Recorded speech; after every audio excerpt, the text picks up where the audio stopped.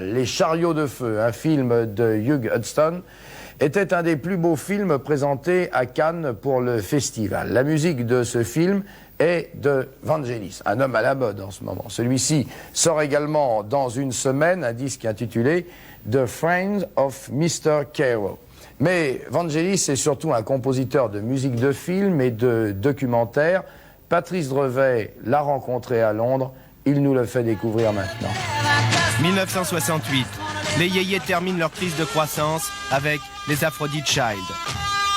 C'est Vangelis Papathanassiou qui compose et joue du piano et Demis Roussos qui chante.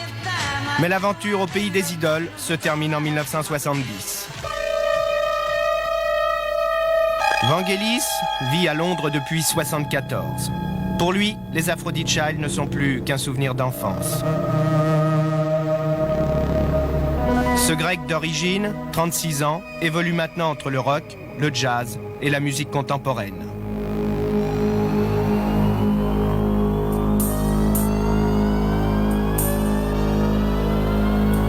J'essaye de faire de la musique avec le moins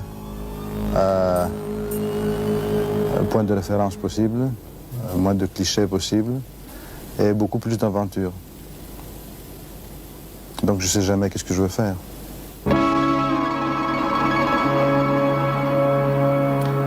C'est probablement pour cela que nous l'avons rencontré à Londres dans une ancienne école qui ressemble plus à un laboratoire qu'à un studio d'enregistrement.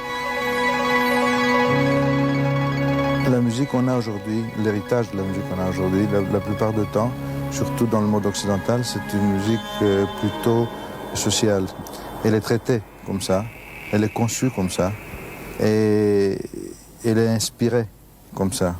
Et c'est là où je trouve que c'est faux. La fonction de la musique est beaucoup plus biologique, beaucoup plus profonde que ça. Parce qu'elle existe avant l'être humain. À l'Orient, les gens, ils ont compris un peu ça. Mais ils n'ont pas pu l'expliquer. Et le jour où on va décoder la musique, on va peut-être comprendre les choses que même la science aujourd'hui ne peut pas nous faire comprendre. Parce qu'il y a un moment où on ne trouve plus les mots. Mais là, on ne trouve plus le mot, on trouve la musique. Mais quand on trouve la musique, on essaie de l'expliquer. Et en essayant de l'expliquer, on dit des mots. Et c'est un cercle vicieux. Sa rencontre avec Frédéric Rossif, il y a un peu moins de 10 ans, en fait le plus grand illustrateur sonore du monde. L'Apocalypse des animaux s'est vendu à 300 000 exemplaires et se vend toujours.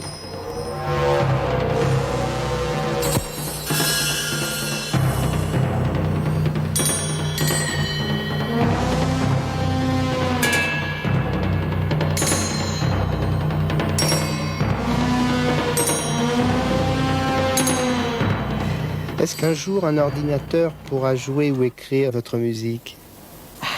Il peut jouer et écrire la musique qui est déjà programmée pour faire.